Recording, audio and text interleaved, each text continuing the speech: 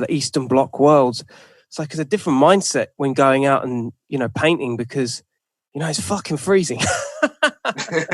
In a lot of our music videos, when we were doing graffiti, we were wearing like big as North Face parka coats. Most of the year, it's really cold. 3 in the morning, and you were standing between trains, so there's like a crazy draft.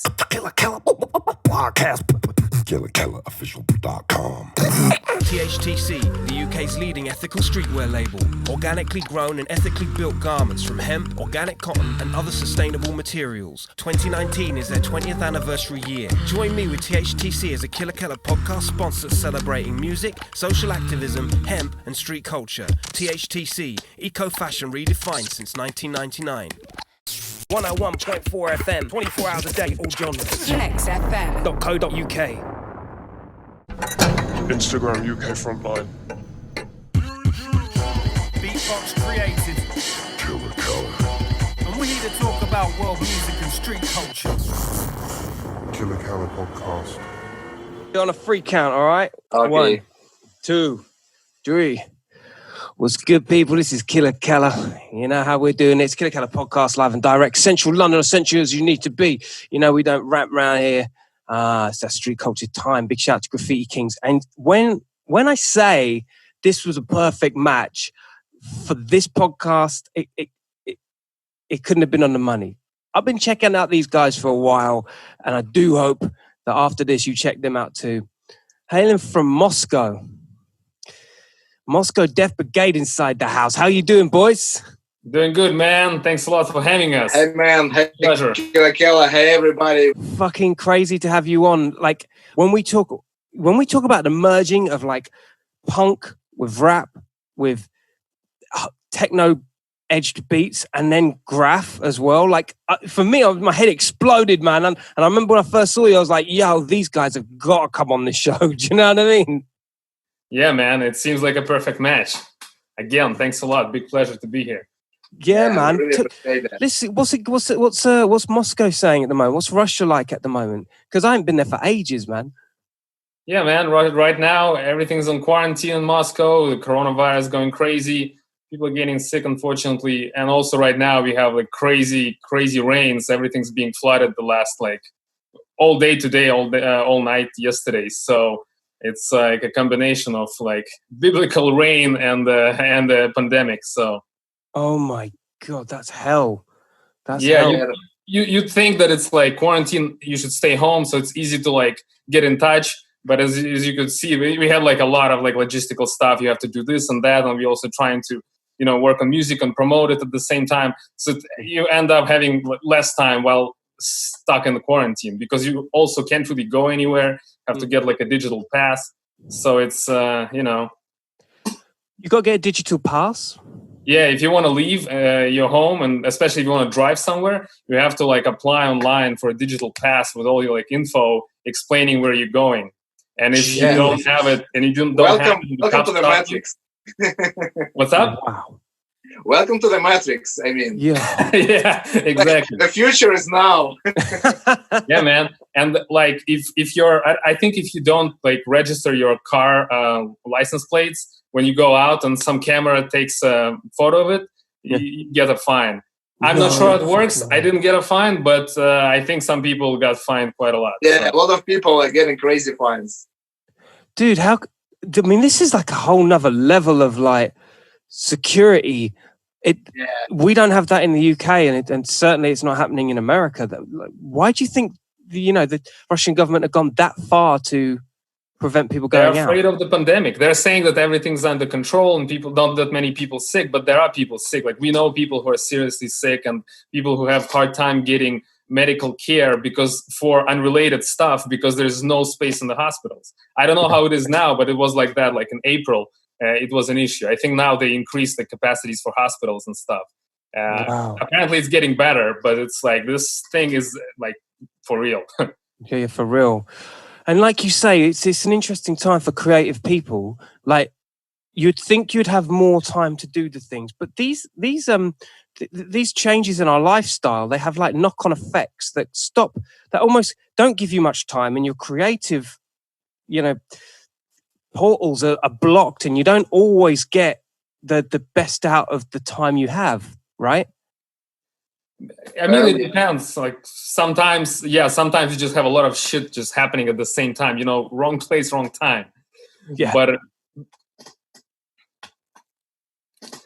it's like that. You know, it's like it's hard to get stuff done. You can't even go to the studio to record some stuff because you've got the quarantine and everything going on. Or some people are sick and they don't want to. Like your sound engineer is sick, he doesn't want to go to the studio because he's worried he'll get everyone infected. Oh, it's all of that, right? It's all of that. I mean, self-sufficiency in 2020 is very real, isn't it? You've got to be in control of everything so that next time these things don't happen, right? Yeah, exactly. Yeah, also, we are just trying to stay responsible, and we are not that afraid of the virus because we hope that we are kind of still young, and it's like they say it's more dangerous for older people. But anyway, we're trying to be responsible and not to spread the virus around or stuff like that. We're trying to stay home and follow the these ideas of fighting the virus, staying at your home. We just staying at home, and we don't go to the studio. We don't film anything. We mostly do it from our homes. Yeah, and it feels pretty crazy, especially in comparison to our usual lifestyle when we most of the times we either in the studio or on tour, traveling, playing shows every night. And right now we just got stuck at our homes, and it's a weird feeling after all. It's a whole new landscape, man. And I think as time goes on, we'll slowly adjust to it because it won't be the first time it comes around. It'll be back. You know what I mean? And we just got to kind of find use that way. Yeah. You know. But let's get into some music. Let's get into some culture shit. Because as I was saying, my jaw dropped to the floor when I saw you guys performing live on video. I was on Instagram. I was just like, what the fuck is this? Right? Next thing, I see you painting trains. Next thing, I see graff everywhere. I see you in town in London painting, down at the Hall of Fame spot in Waterloo. I was just like, yo, this is fucking sick. Where did it all begin, guys? Where did Moscow Death Brigade begin? Well, it's a good question. I think it's for me, it began the first time I ever heard the music, which made me want to make music by myself. It's maybe when I was 10 or 12 years old, and I heard for the first time bands like Black Sabbath or Iron Maiden. And I think that one of the first tracks that really put me into this state of it was Paranoid by Black Sabbath on a tape from my dad, and and it was just this crazy feeling, and I was like, wow, is it I want to do the same thing. And then just to keep rolling and rolling, and we were discovering some new music and some new stuff like graffiti or skateboarding. And in Russia, especially in the 90s when we were growing up, there were not much stuff going on. A few bands were visiting Russia, and the whole situation was pretty crazy. It was poverty and lots of crime and financial chaos, stuff like that.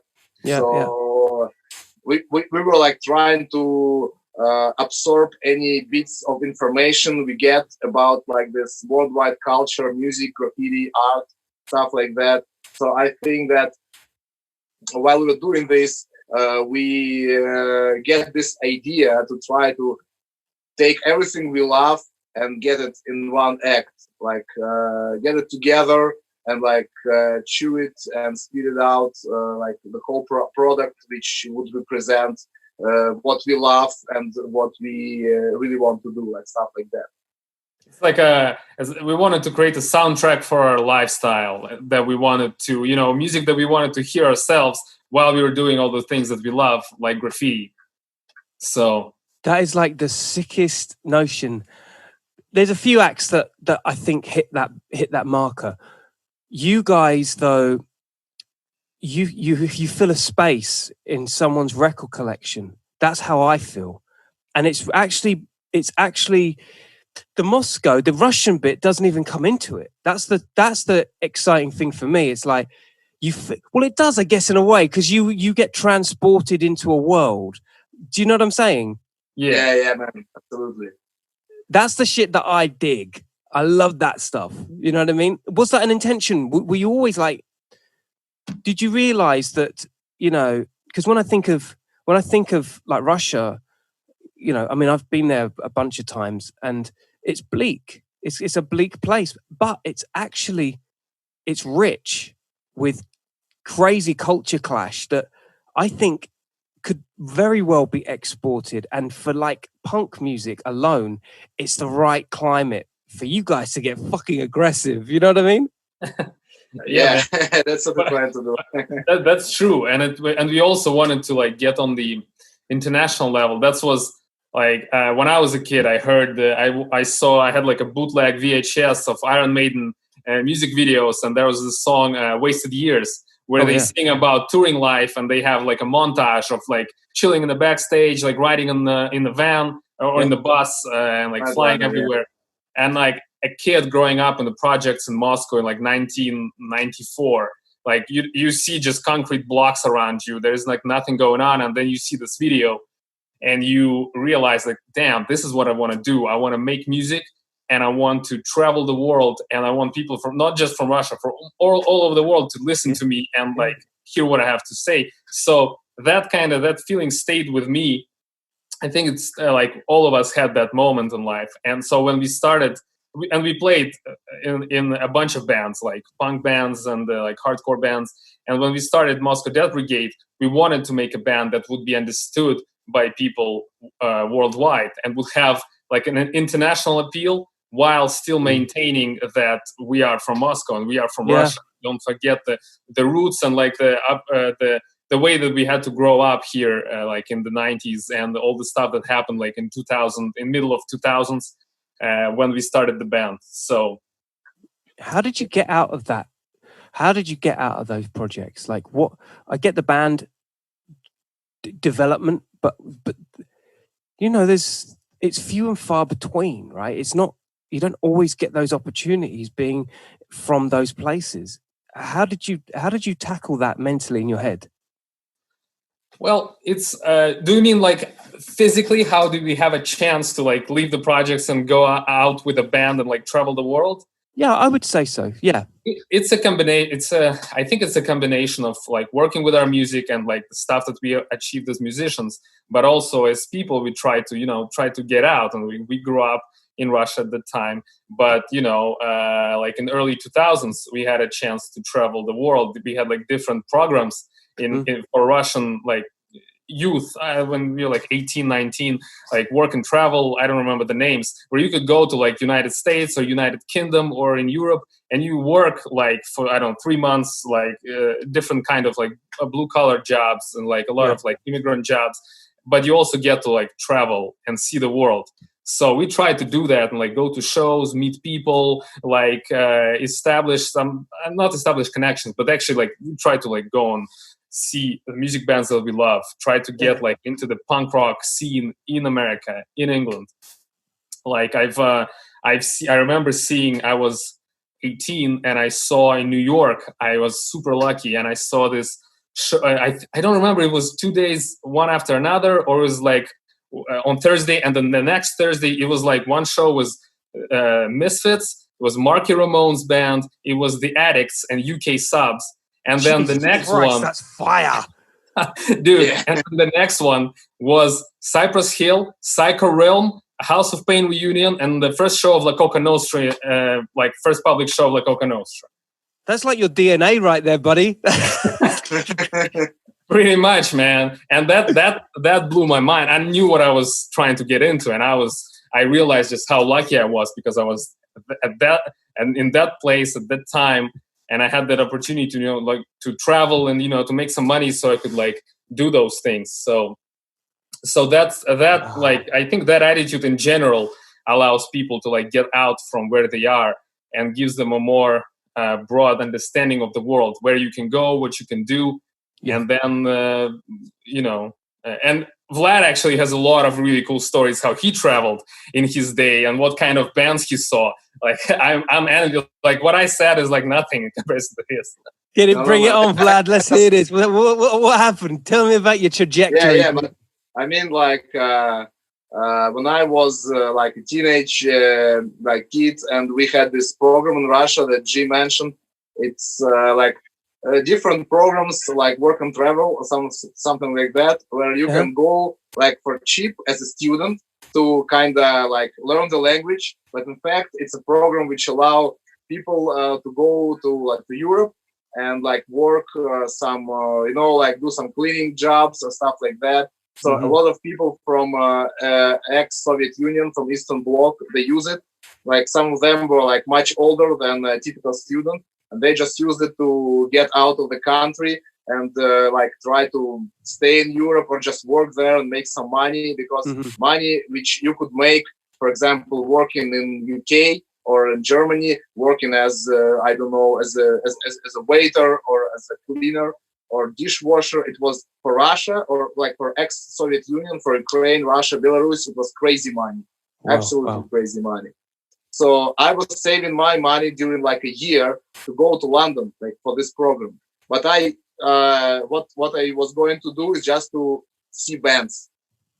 I had like exact plan, and I went to London for a month when I was like 18 years old, and I just get there with my backpack and a skateboard, and I was just going to see the bands. I even saw Sex Pistols reunion when they played with Dropkick Murphys at this huge stadium. I don't remember the name. And I also saw GRI, Suicidal Tendencies, Green Day, Face to Face, and like lots of bands. That was Green Day before they were on MTV.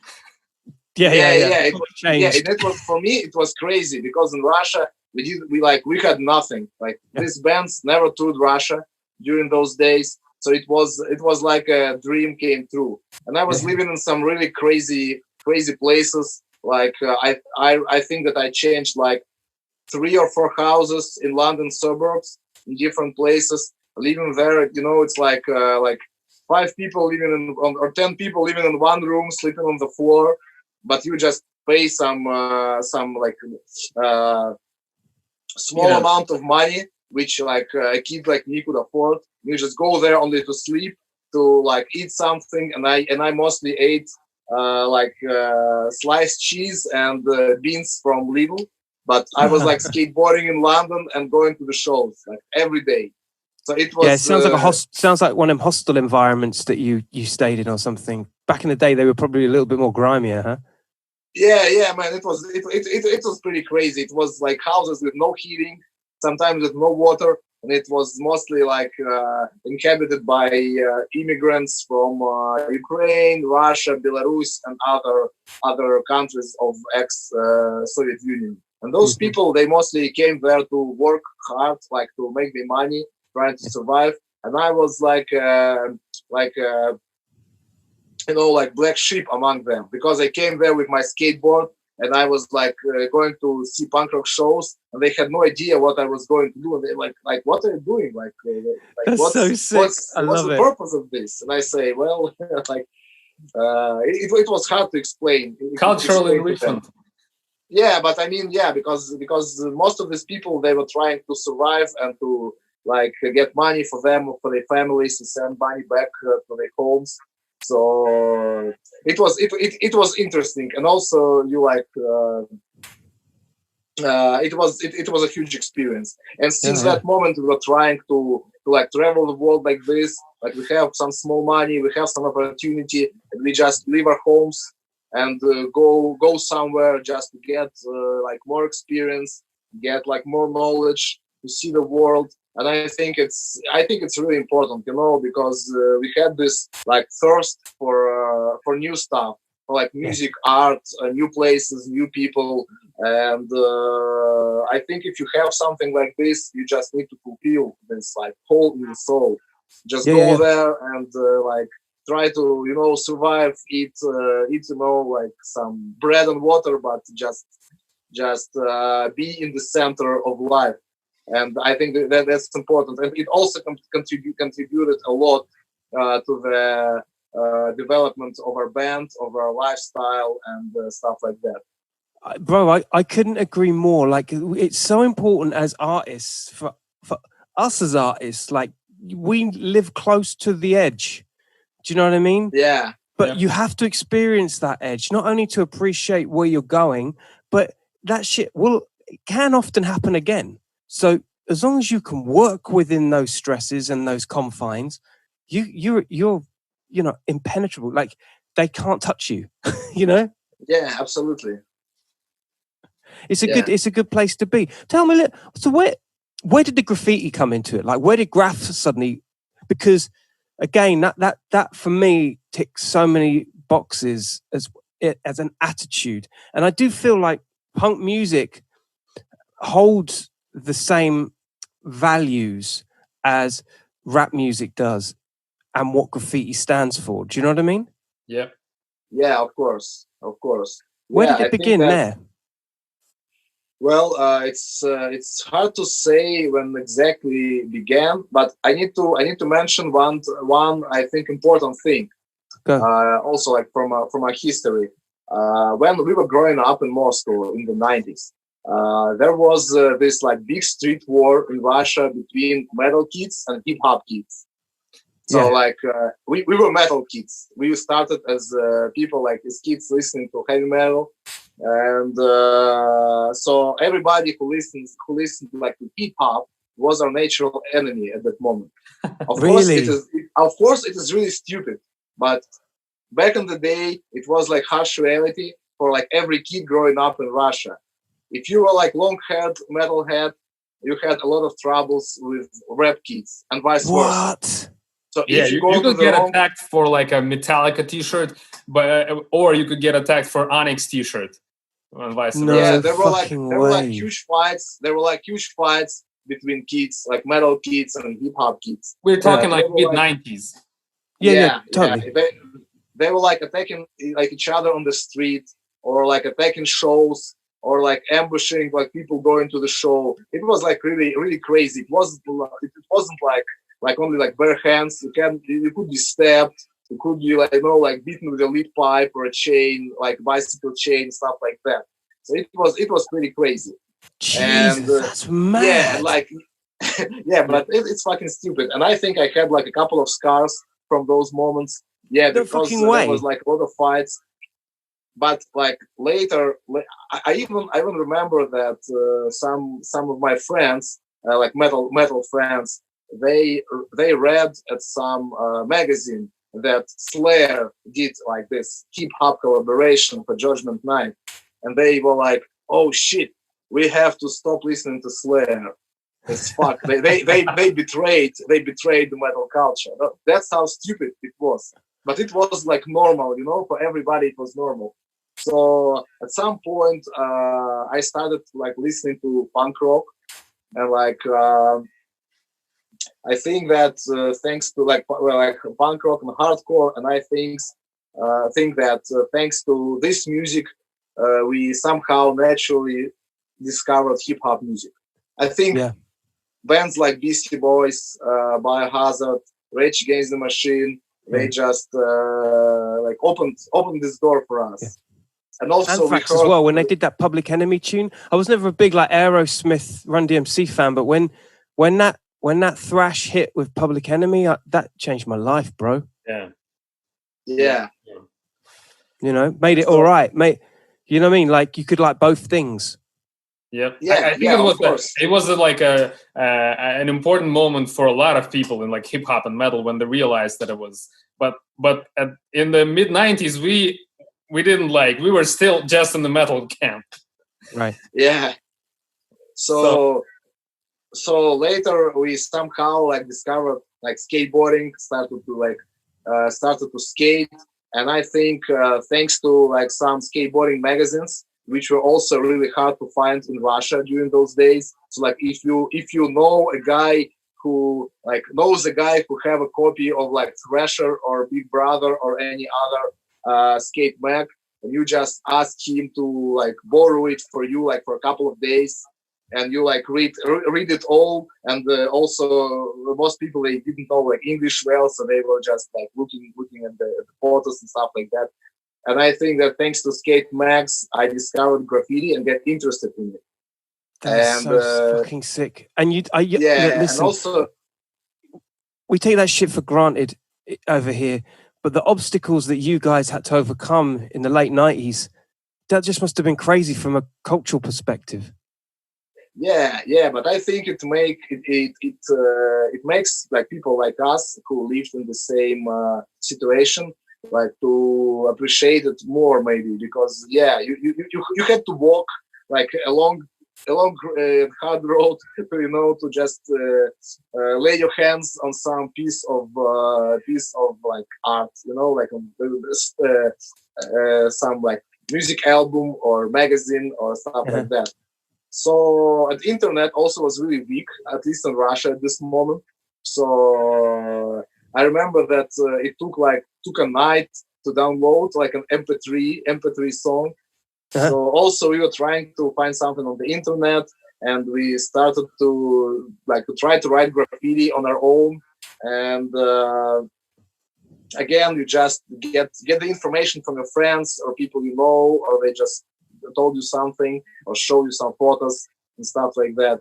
So we somehow naturally we started to write graffiti, and a lot of at that moment a lot of our metal friends, they didn't understand like what we were doing, and they were like telling us like, what we're doing, we're skateboarding and we're even writing graffiti, but it's for rap kids.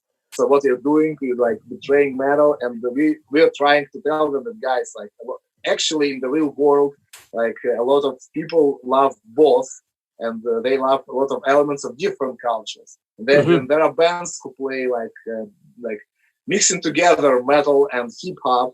So maybe you would try to like open your minds a little bit. And like some people did, but some people didn't. They remained stubborn, and they didn't want to get some new culture and stuff like that. But we really didn't care about it, because we were like completely captured by this whole like world of like street life and street culture, which were opening before us at the moment, and we were trying to devour like any bit of the information and of like what we could learn about it. So we were like trying to skateboard, to write graffiti, like to tag everywhere, and it was like good, really good times. And speaking about graffiti, we have always been. We've never been like fans of murals and stuff like that, some complicated pieces. We have always been fans of like some quick throw up style, like of train bombing, of like doing some illegal stuff, like by people like Jawan from New York or Clock from France, like stuff like this, like quick bombing and stuff that looks good, and you can do this like really quick in some like dangerous place which you're not supposed like for writing graffiti there. So like anything that brings you adrenaline. Of course, right now it's got to be a good thing, right? yeah, of course. That's it's all about having fun. Was there a big scene? Is there a big scene in graff in your area of Moscow and Russia? Like, is there a big scene over there? In Moscow, it is pretty big. It was even bigger, I think, like some years ago. Then because of like economical crisis, the paint got really expensive. But we already have some like Russian-made graffiti cans right now, which are a bit cheaper. But the scene is pretty big. It's really big at the moment. Yeah, it's pretty big. That's sick. I spoke to my friend Sent, from Poland, Warsaw, KFC crew, and I was trying to explain like the mindset of a graff writer in those parts of the Eastern Bloc worlds. It's like it's a different mindset when going out and painting, because it's fucking freezing. Yeah. You can see in a lot of our music videos when we were doing graffiti, we were wearing like big as North Face parka coats. Yeah, because it's really cold here. At like most of the year, it's really cold. 3 in the morning, and you're standing between trains, so there's like a crazy draft. So yeah, I mean, it's like things like, and also like following your tracks because you've got snow. It's snow, right? So like these footprints. Yeah. Yep, exactly. Is there like, I mean, you know, I don't want to give away too many tactics, obviously, because like, you know, you guys do your thing over there and it's a whole different landscape compared to the rest of the world. But I would imagine that there's a lot of heavy preparation that goes into, or is it that actually, let me rephrase that. Is it as, are the penalties of doing graff so high over there that you've got to be super ready? Well, in Russia, it's not that hard as in some European countries. I mean, it's somewhere in the middle, because a few people got like jail time for graffiti. Right. There are people who got in jail for graffiti, for painting on trains mostly, but it's not much of them. And you mostly get like fines, but the other moment that you can be like beaten up really really hard by like train guards or the cops. Like the cops, they didn't care about like anything in Russia. They can do whatever they want and get away with it. So I think like the difference between like crazy Russian cops and crazy American cops, that in US they have guns and they like shoot. They'll just shoot you dead right away.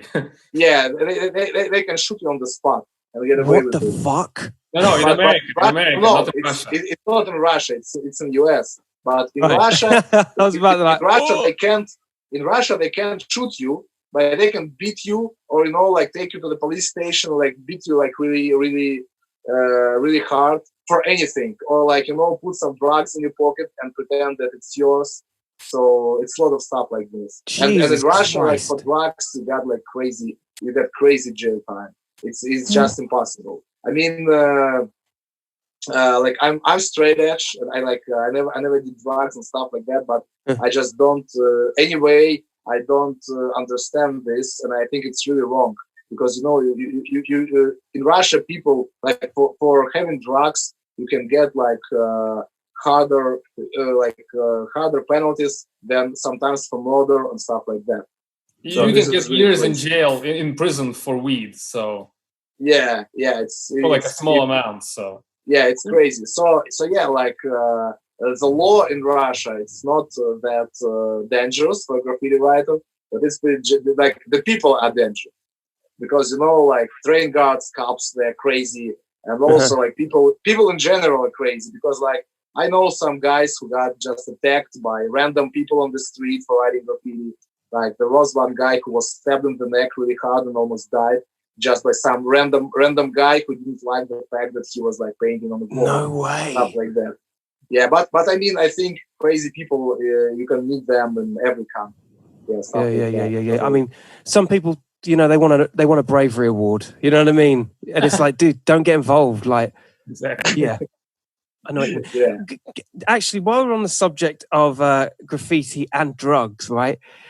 Your branding of the whole project is so on point, and I have to wheel up right now.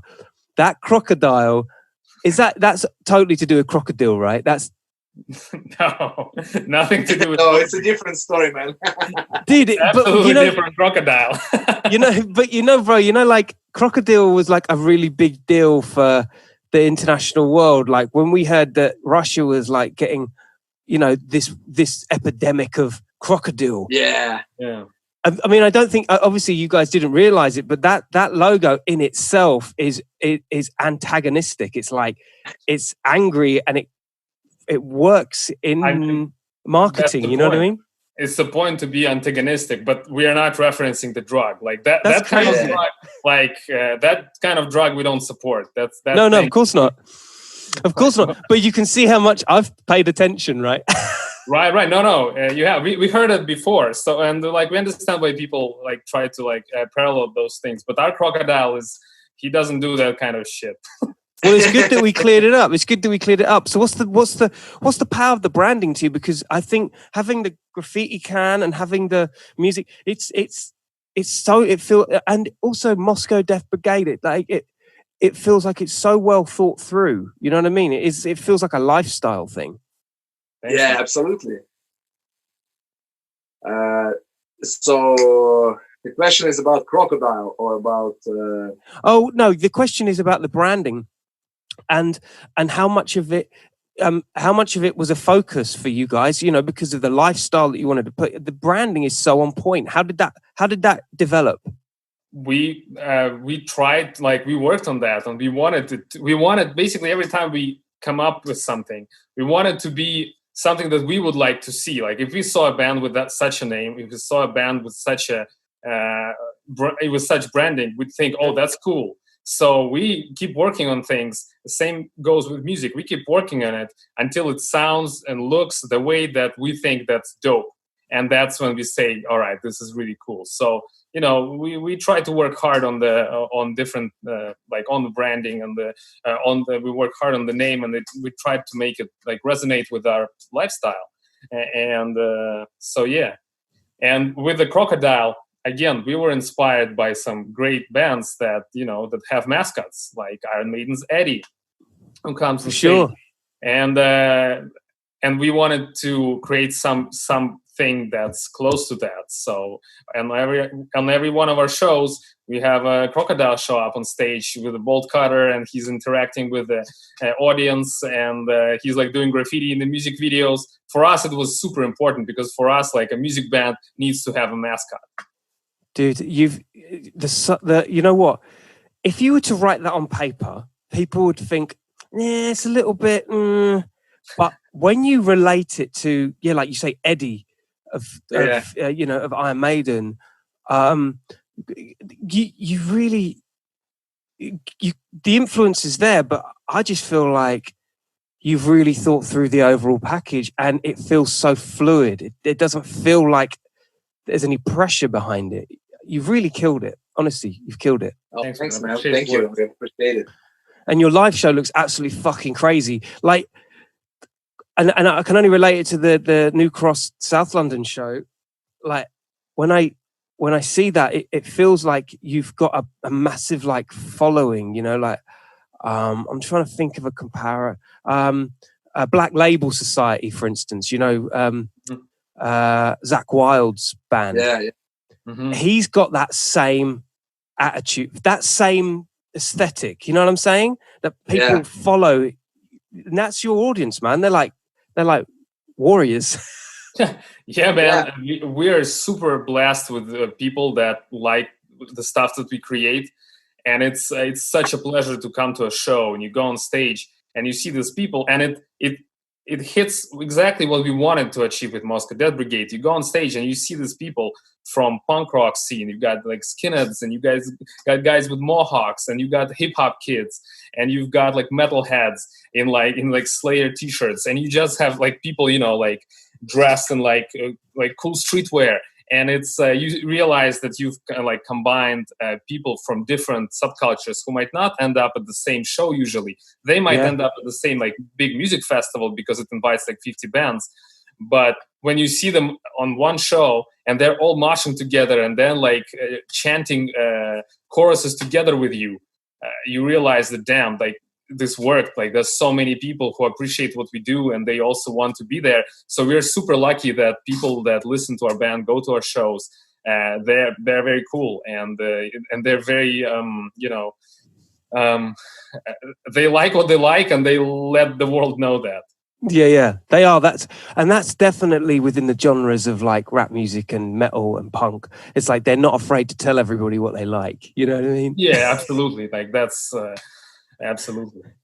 I am on the t-shirt, and it's cool that like when you say Death Brigade, it's the same. Like again, Black Label Society or NWA or these. They're almost like they're they're brands of a movement. It doesn't feel like it's one individual person. You know what I mean? It's a collective, and I think that's what makes people want to be a part of a shit. You know what I mean? Yeah, man. I think that works too, and also how our masks can come into play. We kind of, it's about the image. Like there have bands before us who came with masks, maybe not ski masks exactly like that, but there's like starting with Kiss, like those guys had all the makeup and stuff. Like that's a part of your stage image. When it's like today there's so many. You go on any social media, and it's like everyone's like faces on there. But when you have these masks, you become part with the band, and you become like part of this. Part of the legion. It's like legion of the band. You become ageless as well. You become genderless. You become, you know what I mean? You just become these entities, a bit like Daft Punk, I suppose. Right? Yeah, you become a representation. You become a representation of the band, of the idea which is behind the band. And you like become the one with the music and with the style that you represent.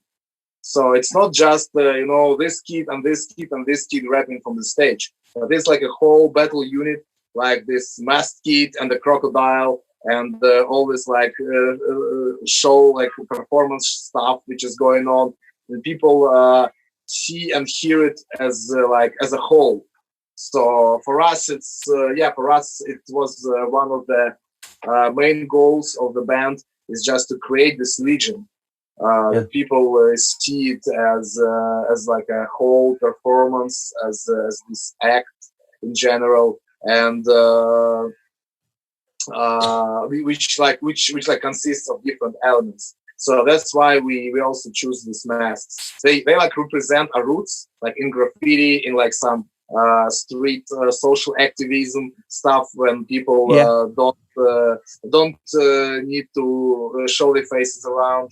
That's why it works so well, bro. That's why. And I get, I got super excited that you guys wanted to come on and chat with me. And I know this your fans will probably feel the same if like they had the opportunity to talk to you. How many shows do you reckon you guys do? Like how many gigs, how many tours do you do like worldwide? Because you guys seem super busy. I can tell you how many shows were rescheduled because of the pandemic. It was more than 70 shows in spring and summer that were supposed to be canceled, but we worked with a really cool booking agency, Destiny Tour Booking. What's up, guys? And we worked hard with them to move all those canceled shows to later in 2020 or to 2021. But yeah, man, we were supposed to start. We released the album on April 10th, Bad Acts and Anthems, and we were supposed to go on tour April 9th, and then we were supposed to tour until mid-September. We were supposed. It was the first time we'll be in the United States. We were supposed to do like 10 shows in the United Kingdom.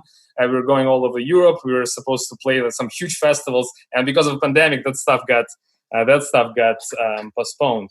Yeah, but I bet that fucking hurts as well. I don't. Man, it's like music bands. I think everyone in the music industry right now is hurting, like people in many other industries, because of the pandemic and the economic situations. But the bands and everyone working like on the back end, in the back office, like the booking agency, the promoters, clubs, all of that. Everyone's hurting because bands need to tour. And the whole music industry revolves around touring today. So like everyone's hurting. But in general, like back to your question, I just wanted to like insert it there. Like, of course. We play about I think we play about 40 shows a year or so, and we usually have like. I think more. Yeah, maybe 50. Yeah, we do like in the beginning of the year, and then we do like fall, and over the summer we play festivals. And so it's like an seasonal album kind of schedule. Even sometimes, even when we don't have an album out, we still go. We go like every year. We definitely do at least one large like tour, like 20 shows. We do like two tours that are like 20-30 shows each, and then less stuff in the middle. So gotcha. Like one-off dates and whatnot. Sorry? Do you do a lot of one-off dates in Russia? Is a lot of your activity in Russia, or is it international? Russia, most of the stuff we're talking about is international. In Russia, it's a bit iffy because we've been we used to do a lot of shows in Russia, but we ended up on some law enforcement blacklists, and there was like even in the Russian parliament they were talking about our band, and we basically had some issues where it's kind of difficult to like set up a show. Even recently, we're supposed to like work with some like big promoters, bringing large bands from the West, and we were supposed to like open up for them.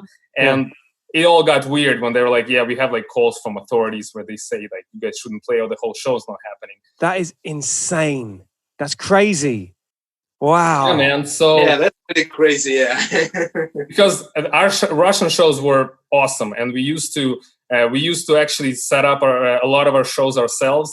We had our own crew setting up the shows, and we provided our own security for the shows, making sure that the cops don't raid the show, making sure that like white power extremists don't attack people coming to our shows. So like there was a whole like organization going around setting up our shows, and those shows were crazy. And we didn't just play clubs; we also had like shows in commuter carts, like on not a subway, but like on the train, where everyone just like gets in the fucking cart and goes crazy. It's in our music video. It's us on YouTube. Yeah. There's a moment. There's a bunch of people on the train. That's like a DIY made show on the train. That's so sick. I love it. You know who did that back in the day as well? Suicidal Tendencies. They got a case brought against them that they weren't allowed to, because of the inciting of certain violence and the things that they were talking about. They weren't allowed to play California. Do you remember that? Yeah, of course. Bad Brains couldn't play Washington DC forever. Yeah. So like you got to be doing something right, boys. We did back in the day. We did some really crazy shows in Russia. Like some of the show, there were like a few shows which ended up with huge riots when like the audience gets really crazy and like started to like destroy everything and even attack cops, and like cops couldn't do anything. And I think that a couple of times, like the towns where we were playing, they were kind of like captured by our audience, and the cops couldn't do anything. So it just gets like at some point it just gets over some, it gets too extreme. Over the boiling point. It reaches a boiling point when the authorities are like, all right, enough is enough. Yeah, because there were a lot of like stop that kind of vibe. Yeah, because there were like big fights with like some like white power idiots who were trying to attack the shows, but got like chased away from the shows by our audience and our friends, and there were like clashes with cops, and there were a lot of troubles. So at some point we really like were looking at each other and like, okay, like it's not gonna end well. But let it roll. Let's see what happens. But at least like most of our shows were organized by us, and as G said, we had our own security. So like us and our friends, we were patrolling the area like in cars and stuff like that to make sure that people get like in one piece to the show and back to the subway station. Because again, at some point in Russia, there were like a big rise of this like right-wing extremist gangs, and they were attacking everybody, like people of colors, attacking punks, hip-hop kids, because they hated them as, people who stay for like equality and against discrimination and stuff like that. And those people were trying to attack the shows, attack people going to the shows. So we had to take some measures to protect people going to the shows. So it was like very crazy at those times. But as far as we know, nobody from our audience ever get hurt by any of these idiots, because somehow we and like people who worked with us and like just helped us, we managed like to keep it under control and protect people from these idiots. So it's so scary, bro. You had like different elements coming at you left, right. Yeah, there was some like really hard times in Russia back in the day. because like a few of like people we know, they got killed by like Nazis, by right-wing extremists, and there was like a real war in the street in Russia, especially like late 90s and I think early 2000s till like 2011 or something like that. There was a lot of crazy stuff, and or like there were a lot of like right-wing gangs, extreme right-wing organizations, like people who got like good training and got sponsored by right-wing politicians, and sometimes even like covered up by the authorities and stuff like that. And of course, they hated hip hop kids, they hated punks, they hated like actually our whole culture. Yeah, so anything westernized, anything that kind of felt native to their way of living, they didn't like. Absolutely. Then it changed. So right now it is frankly, it is much better than it used to be back in the day. So we played a lot of shows during those times, and it was crazy. It was like every show was. You just go to play a show, and you have no idea if you're ever gonna come back in one piece after that, because it's gonna be like some huge brawl or like a police raid, or because I remember some shows that we were like organizing shows, and cops just came their numbers and say, you're not gonna play here, we're not allow you, we're gonna confiscate all your gear and not gonna let you play. So we just call like our friends like on other part of the city and say, okay guys, like try to find something, maybe some bar or like, and they say, okay, we have this abandoned building. Okay, good. So the huge crowd of people just move to this building, and we go there and like play there and like set up our stuff, and we just need to play before the cops find out what's going on, and go there and like stop the shows there and arrest and try to arrest us. Like, wow. So was there ever like a time where you thought to yourself, this is all too much, I don't think we should do this anymore? We actually started in that like at that moment. That's where we started the band. We had like a lot of things to say and be like, we are against all those like crazy like extremist gangs, like ultra right wing assholes who are like trying to hurt people, and we are against the police brutality. We have like things to say, and that's like how that was the time when the band started. So that was also one of the kind of like ingredients. So we were ready when we were like doing those shows. Like we knew what we were doing, and it didn't like come out of nowhere. We realized how it was. Also, that's kind of how the whole concept of why we don't like play with a full setup or like all the instruments, like drummer and the guitarist. Like we have MCs and we have our DJ Get a Blasted Giraffe. What's up, man? Unfortunately, hold tight, crew. Because of the quarantine, his internet is way too shitty right now. And basically, it's a DJ and dudes with microphones. Because in the early days when we started, we already were playing in like punk bands. And as you know, with bands, you have to like drag all the guitars and drums, all the equipment, all the amps, all the backline. And then when we started, at first it was just Vlad and I, two of us, and it's two dudes with microphones and a laptop with some beats on it. And then you go and play a show, and if there is a police raid, you just grab your shit and get the fuck out. Of course.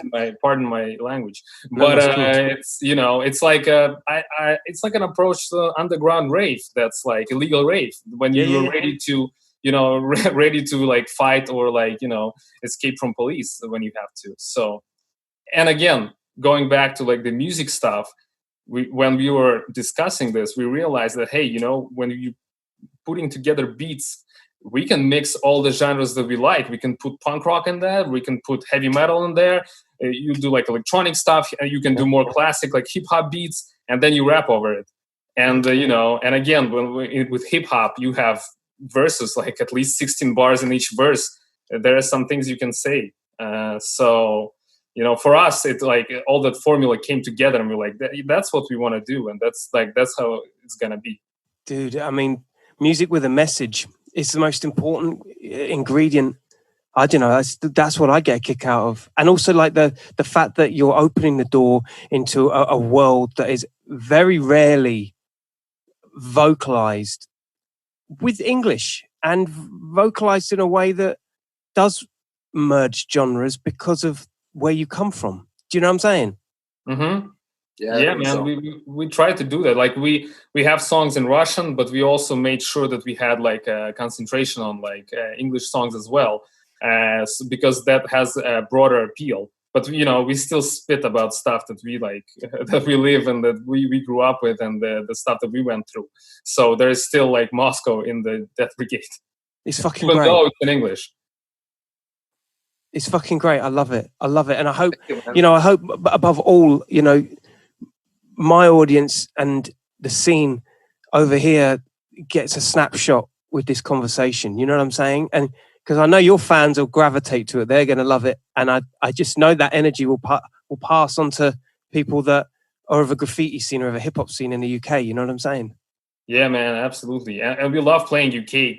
It's always a good time. And we played like tours in the UK. We played festivals. We played the Boomtown Fair, the big Fire. one. Yeah. Yeah, that one was really cool. So we love it in the UK. We love the food, man. It's on tour. It's English breakfast every day. Believe that, bro. Every time I come to Russia, right, and I've said this. I think I've said this before on podcast, but like, your vodka is like milk. It's down good, too easy.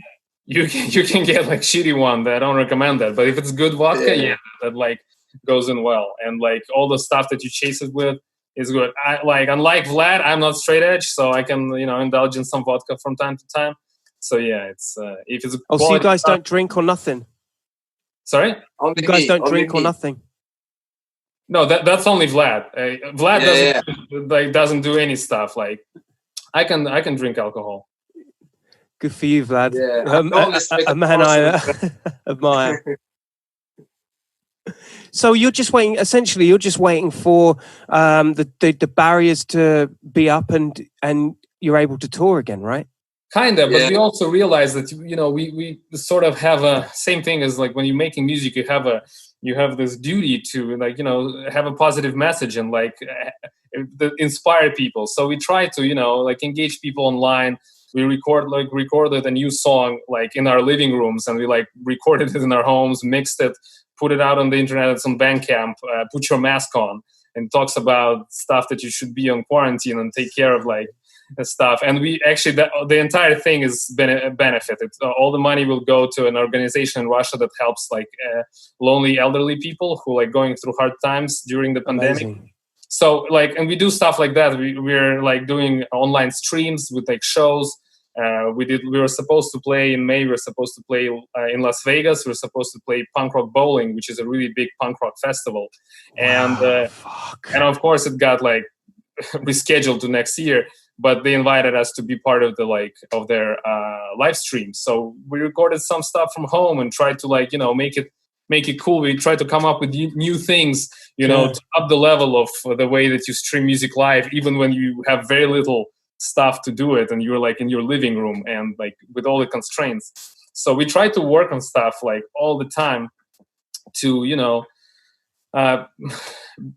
passing time before the tours, as you said, before the barriers drop and we can start touring again. But there is still stuff you can do as a musician, as an artist. Bro, I feel like I'm so late to the party with you guys. It's fucking mad. I'm like, Vegas? You're going to use the United States? You're doing UK? Doing this? It's awesome for me because I'm going into the archives now, and it's so fucking sick that you're you're so active. How did you come across the New Cross video that you saw us the first time? I think it was I saw the flyer after the fact, so I knew I missed you, and then I think I hit a hashtag, and then I saw all your live stuff and everything popping off, and I was hooked. I found the whole thing totally insightful. It was a new genre, a new thing. You know what I mean? And I love that shit. I mean, thanks, man. You're a perfect person for whom this music is made. That's just so when you tell us those things, it's it warms our hearts. So it's the way it should be done, right? Yeah, absolutely. We think so, yeah, man. And you're no stranger to like the touring life and all the toils that you have to go through as a musician. Because like a lot of people, they think, musicians, they're like just touring, having fun. It's all like this is Spinal Tap all the time. Yeah, and you know what though, it never ages. You know what I mean? It's still fun. Yeah, exactly. Yeah. You just become old and bitter as time goes on. You start questioning why you like it so much, and then all of a sudden it is you. Yeah, man. But that's a lifestyle that you choose, and you have to work hard to be in it. And yeah, that's right. And not a lot of people stand the test of time of being allowed to do that, right? Yeah. Yeah, man. That's a challenge that you have to constantly. Yeah. That's a human challenge, isn't it? Yeah, man. Absolutely. Listen, boys, I know the time difference is pretty late over there, and I really fucking appreciate you guys coming on and checking us out and saying hello, bro. Honestly. That was a pleasure. Thank you. Thanks a lot for an awesome. Yeah, it was a big pleasure, man. Thank you so much. I wish the fucking best for you guys. I'm going to be watching all the way, and you've definitely got some new fans. For sure, man. See you in London next time we are coming with shows. Bro, I'm ready. Yeah. I have my big box mic ready. I'm ready to go. Hell yeah. It's been a pleasure, man. Hey, and listen, when we go live on this, I'll let you know, and we'll make it really pop for you. I'm super excited about it. Thanks, man. Nice. Appreciate it. Like, let us know. We also like push it through our channels, so whichever way we can help. Yeah, that's the fire right there. That's the fire right there, ladies and gentlemen. Vlad and G, Moscow Death Brigade inside the place. Thanks so much, boys. It was a pleasure. Thank you very much. Take care. Stay healthy. Stay safe. That's the one. Killa Kela Podcast, kicking back with some vengeance right here, going international, Moscow, Russia. Yes. Share, spread the love, tell a friend to tell a friend on all good platforms. Killa Kela Podcast. Take care of yourselves. Peace.